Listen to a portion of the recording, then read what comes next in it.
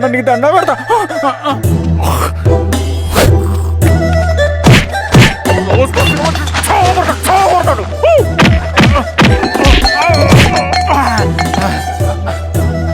నేనన్నా బొట్టుని ఏందన్నా నాకు చంపుతా ఏంది?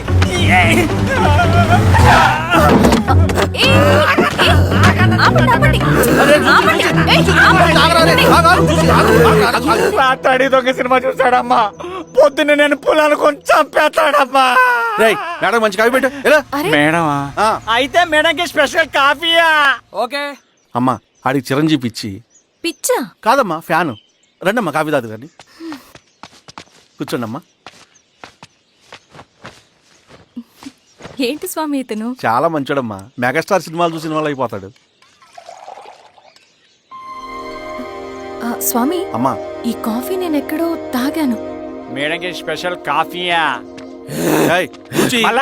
పద మేడం రాసుకో చూచి. పద కూర్చో.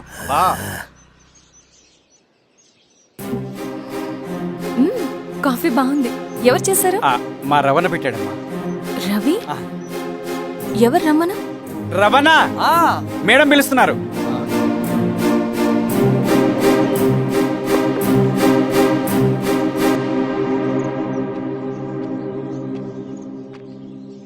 ఇతనే రవణ. శిరీష మీరా?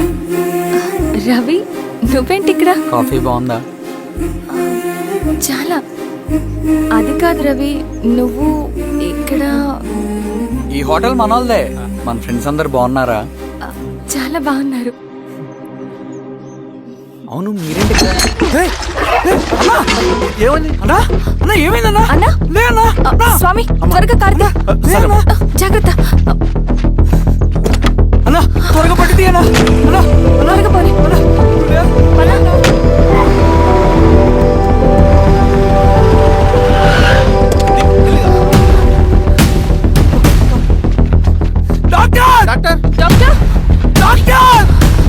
ఏమైంది డాక్టర్? త్వరగా చూడండి డాక్టర్.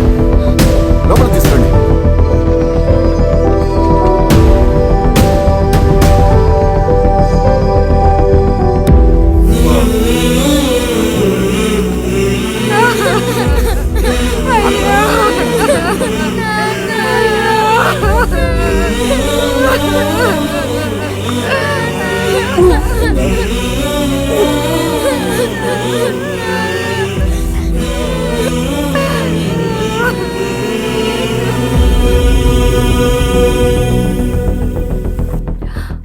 ఎలా ఉంది డాక్టర్? డాక్టర్ చనిపోయాడమ్మా.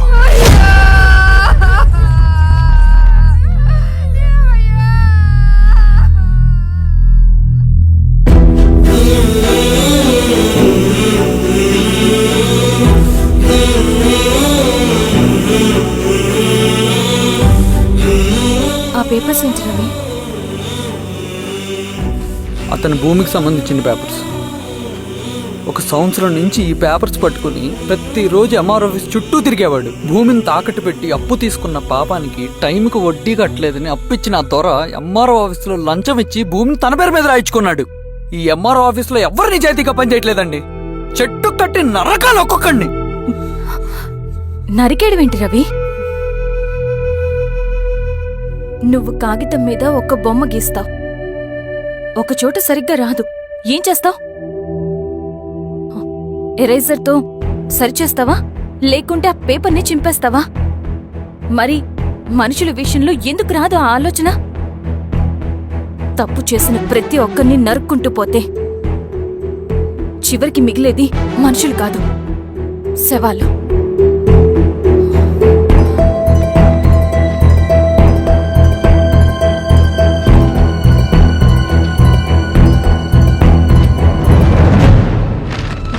పదరవి రా.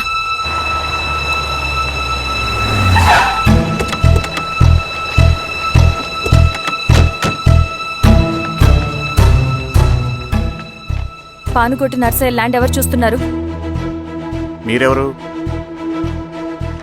ఇదిగోండి అప్లికేషన్. ఇది డిస్ప్యూట్ ల్యాండ్, ఎవడేం చేయలేడు. నీ నిర్లక్ష్యం, నీ లెక్కలేనితనం వల్ల ఒక నిండు ప్రాణం పోయింది. ఒక కుటుంబమే రోడ్డు మీద పడింది తెలుసా?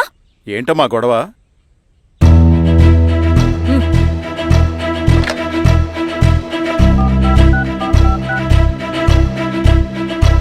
Hello sir.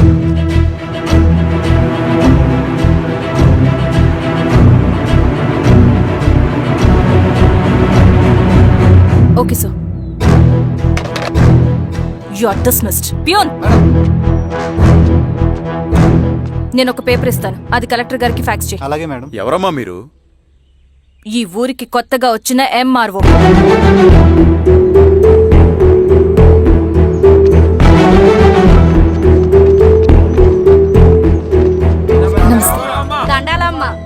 మీ పరిస్థితులు నాకు తెలుసు. పని చేస్తేనే మీకు పూట గడుస్తుంది. పనులు మానుకుని మీరు ఈ ఆఫీస్ చుట్టూ తిరగాల్సిన అవసరం లేదు. మరి ఎట్టాగమ్మా? నేనే మీ ఊరొస్తాను. ఆ రోజు అరగంట వీలు చూసుకుంటే చాలు, మీ పని పూర్తయిపోతుంది. దండాలమ్మా.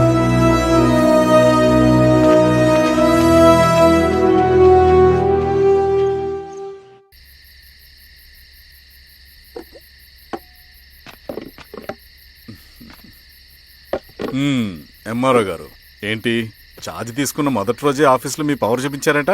అన్నయ్య, నువ్వు సస్పెండ్ చేసిన వ్యక్తి నా దగ్గరికి వచ్చాడమ్మా. పాపం కన్నీళ్లు పెట్టుకున్నాడు. అతడి వల్ల నష్టపోయిన ఒక వ్యక్తి నా కళ్ళ ముందు చనిపోయాడన్నయ్య. కన్నీళ్లు ఎన్నిసార్లు తుడుచుకున్నా పోతాయి, కానీ వీళ్ల నిర్లక్ష్యంతో పేదవాళ్ల ప్రాణాలే పోతున్నాయి. అన్నయ్య, మనూరి సమస్య పేదరికం కాదు, నక్సలిజం. నాలాంటి ప్రభుత్వ ఉద్యోగులు వాళ్ల డ్యూటీలు సక్రమంగా చేయకపోవడం వల్ల విసిగిపోయిన జనం అడవిలో వాళ్ల హెల్ప్ తీసుకుంటున్నారు. ఒక వ్యవస్థ ఇక్కడ సరిగ్గా పనిచేయనందుకే మరో వ్యవస్థ అక్కడ పుట్టింది. అందుకే నా పన్నం చేయనివ్వండి. స్నానం చేసి రండి, భోజనం చేద్దాం.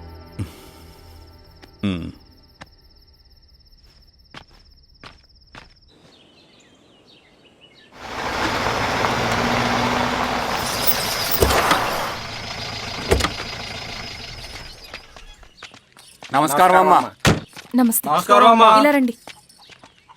మీ ఊరు నుంచి కొందరు ఎంఆర్ఓ ఆఫీస్లో అప్లికేషన్స్ ఇచ్చారు. తను వాళ్ళ పేర్లు చెప్తారు, వాళ్ళని పిలవండి. అలాగే మేడం. వెళ్ళండి. Madam, coffee. నువ్వెప్పుడు వచ్చావు రవి? మీరు గంటకోసారి కాఫీ కావాలంటారు కదా, మాటి మాటికి వెళ్ళి రావడం ఎందుకని వచ్చేసా.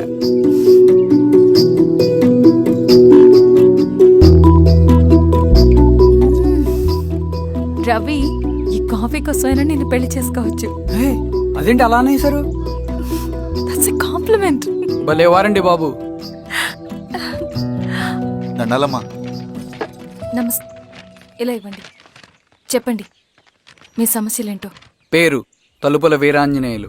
ఉన్నది 3 ఎకరాల పొలం. చిన్నుపాటి ధనుంజయరావు అనే మహానుభావుడు అందులో 2.5 ఎకరాల భూమిని తన పేరు మీద రాయించుకున్నాడు. అడిగితే నీ దిక్కున్న చోటు చెప్పుకోమన్నాడు. దిక్కులేనాడు కాబట్టి 1/2 ఎకరం భూమి మీదే పెద్ద కుటుంబాన్ని నెట్టుకొస్తున్నాడు. అవునమ్మగారు, ఆ పొలం ఎలాగైనా తిరిగి ఇప్పించేయండి అమ్మగారు. ఆ పొలం కోసం 3 సంవత్సరాల నుంచి తిరుగుతున్నాను అమ్మగారు. వీరబాబు, వీళ్ళందరి దగ్గర కలెక్ట్ చేసుకో. మేడం, దాదాపుగా ఇక్కడ ఉన్న వాళ్ళందరి పరిస్థితులు ఇవే. వీళ్ళ సమస్యలు పరిష్కారం కావాలంటే మాట్లాడాల్సింది వీళ్ళతో కాదు మేడం, మన ఊరి పెద్ద మనుషులతో. ఆహా. ఇందు మూలంగా 50 మంది గ్రామ ప్రజలకి తెలియజేయదేవనగా శ్రీరామగిరి గ్రామ పంచాయతీ మోతుబరి రైతులు, సన్న చిన్నకారు రైతులందరూ రేపు ఉదయం 10 గంటలకి ఎంఆర్ఓ ఆఫీస్ దగ్గరికి రావాలా.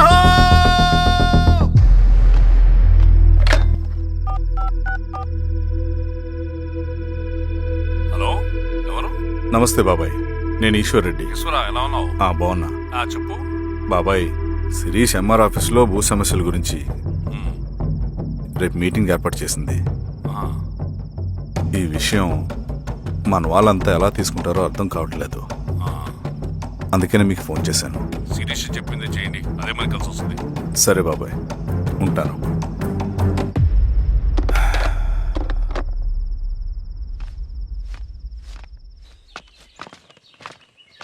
నమస్తే మేడం. నమస్తే అమ్మా. కూర్చోండి. పొలాల్లో పండిన పంట కోతకొచ్చినా ఈ రోజుకి ఒక్క గింజ కూడా తెగకుండా పక్షులకు, పందికొక్కలకు ఆహారంగా పోతుందంటే దానికి కారణమిది. ఈ ఊరికి పట్టిన దౌర్భాగ్యం మీరు చేసిన అక్రమాల చిట్టా. కడుపు మంటతో ఉన్నవాళ్లు మీరు చెప్పిన కూలీకొచ్చి ఎందుకు పనిచేస్తారు? దౌర్జన్యాలు చేసి దిక్కున్న చోట చెప్పుకోమన్నారు. ఇప్పుడు అడవే వాళ్ళకి దిక్కైంది. అది ఎవరి తప్పు? మొత్తం 100 ఎకరాల పైచిలుకు భూమి వాళ్ళ దగ్గర దౌర్జన్యంగా లాక్కుని ఇన్ని సంవత్సరాలుగా మీరు అనుభవిస్తూ ఉన్నది. మీ అంతట మీరుగా తిరిగిచ్చేస్తారా, లేదా చట్టం ఎలా పనిచేస్తుందో మీకు చేసి చూపించమంటారా? అలా చేయండి మేడం. నువ్వు ఆగవయ్య నరసింహులు. ఏం చేయాలో మా ఎంఆర్ఓ గారికి బాగా తెలుసు. అట్టా కానివ్వండి అమ్మా. ఇస్తే మీ పొలాలు ఇవ్వండి, మా వివం. మీ పేరేంటి? సామిరెడ్డి. రూల్స్ ప్రకారం వెళ్తే మీ మొత్తం పొలం పోతుంది. కూర్చోండి. రై సామరెడ్డి కూర్చో.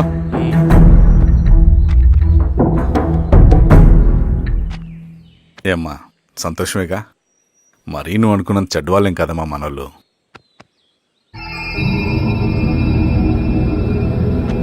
పదనాన్న. నమస్తే. పెద్ద ఆయన చెప్పాడు, అంతా మన మంచికే. పోను పోను నీకే అర్థం అవుతుంది. సెంట్రల్ కమిటీ నుంచి కొత్త ఆర్డినెన్స్ వచ్చాయి. దాంట్లో ముఖ్యమైనవి జరగబోయే మైనింగ్ ఆపాలి, రెండోది జెడ్పీటీసీ ఎలక్షన్స్ని బైకాట్ చేయాలి, దీనికి జనాల్ని సిద్ధంగా ఉంచాలి. లాల్ సలాం కామ్రేడ్. లాల్ సలాం. ఏంట్రవి, శ్రీరామ్గిరిలో భూస్వాములందరూ దేవుళ్ళైపోయారంట, పేద ప్రజలకంతా వరాలిస్తున్నారంట, ఏంటి సంగతి? అవునన్నా, నేను కూడా ఆశ్చర్యపోయాను.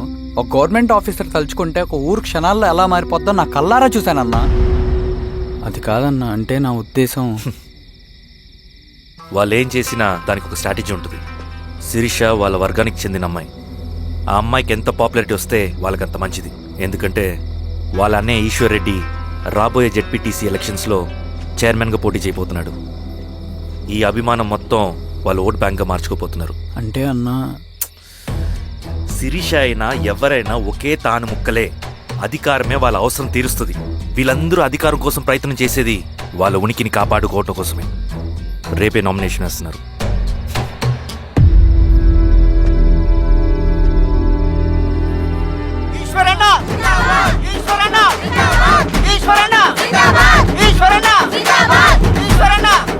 గారు మీ సపోర్ట్ మాకు కావాలి. స్వామి, అయ్యా, మీ అన్నయ్య గారు ఎలక్షన్లు పడుతున్నారమ్మా. అవును. అయితే మా ఓట్లని మీ అన్నయ్య గారికేనమ్మా.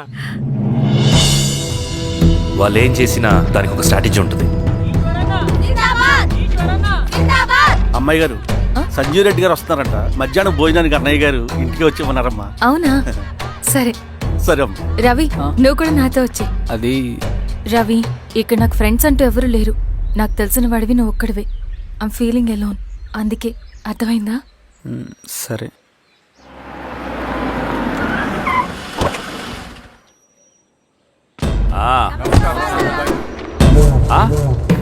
సురా, బాగున్నావా? నమస్తే చెన్నారెడ్డి. నమస్తే. బాగున్నారమ్మా? సుబ్బారెడ్డి, పదండి. ఊళ్ళో మనోళ్ళంతా బాగున్నారు కదా ఈశ్వరా? అంతా బాగున్నారు బాబాయ్. సంతోషం. ఈసారి మళ్ళీ మనం ఏకగ్రీవం అవ్వాలి రెడ్డి. మనకు పోటీ లేదు, మనదే విజయం. సంతోషం. కూర్చోండి.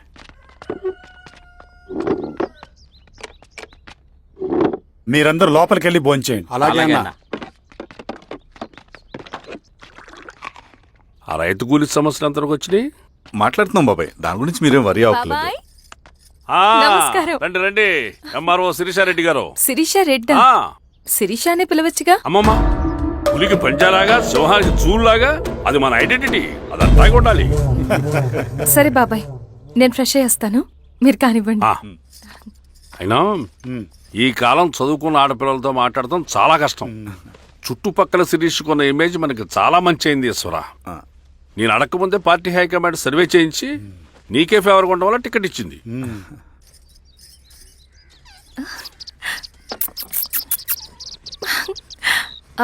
అనేవాళ్ళు ఎక్కడ? బయటికెళ్ళారమ్మా. ఓ, బయటికెళ్ళారా? రవిని పిలు. అలాగే. మేడం. రవి, రా రా రా, కూర్చో. పర్లేదు మేడం. మేడం ఏంటి? శిరీషానే పిలవచ్చుగా. అది కాదండి, ఎవరైనా కూర్చో. చూస్తే. కూర్చోవయ్యా. ఇది ఆఫీస్ కాదు రవి, మా ఇల్లు. పట్టించు. సరే అమ్మా. రవి, ఆ. అడవిలో నక్సల్స్ ఎక్కడుంటారో తెలుసా నీకు? ఏంటి శిరీష, అడవిలో నక్సల్స్ ఎక్కడుంటారో తెలుసా నీకు? ఎందుకు శిరీష గారు? తెలుసా తెలీదా? నాకెలా తెలుస్తుందండి? చూచాయిగా ఆయన తెలీదా? సరే, ఎక్కడుంటారో నాకు ఐడియా ఉంది. సాయంత్రం ఇద్దరం కలిసి వెళ్దాం. అది కాదండి. నువ్వు వస్తున్నావు అంతే. తిను. ఇది ఎక్కడ కూడా రా బాబు. సడన్ గా నక్సల్స్ అంటుంది, అడువంటుంది. కొంప తీసి నా మీద ఏమైనా అనుమానం వచ్చిందే ఏంటి? రవి ఇక్కడే ఆపొకసారి. ఎందుకు ఇప్పుడు ఈ టైంలో అడ్వెంచర్లు? ఇప్పుడు జరగరాంది ఏమైనా జరిగితే రేపు మీ అన్నయ్యకి తెలిస్తే బాగోదు. రవి చుట్టూ చూడు, పైన వెన్నెల, పక్కనే అడవి. అబ్బో, ఎంత బ్యూటిఫుల్ గా ఉందో. అవునా? అవునా ఏంటి? అసలు ఎప్పుడు చూసినా ఎందుకలా డల్ గా ఉంటున్నావు? కాలేజీలో ఇలా ఉండేవాడివి కాదు కదా, ఏమైంది? అది ఒక్క నిమిషం. హలో మేడం, పేషెంట్ కి అర్జెంట్ గా ఏ పాజిటివ్ బ్లడ్ కావాలి మేడం. రవి ఆ? అర్జెంటుగా హాస్పిటల్కి పోని. ఏమైంది? పోనీ. రండి మేడం, ప్లీజ్ రండి. పోలీసులకి నక్సల్స్ కి కాల్పులు జరిగాయి. ఆ కాల్పుల్లో గూడెం కుర్రాడు ప్రాణాపాయ స్థితిలో ఉన్నాడు. తన బ్లడ్ మీ బ్లడ్ సేమ్. ఆ బ్లడ్ గ్రూప్ మా హాస్పిటల్లో లేదు. అందుకే మీకు కాల్ చేశాను. ఓ అవునా? అవును మేడం. పదండి డాక్టర్. Thank you madam.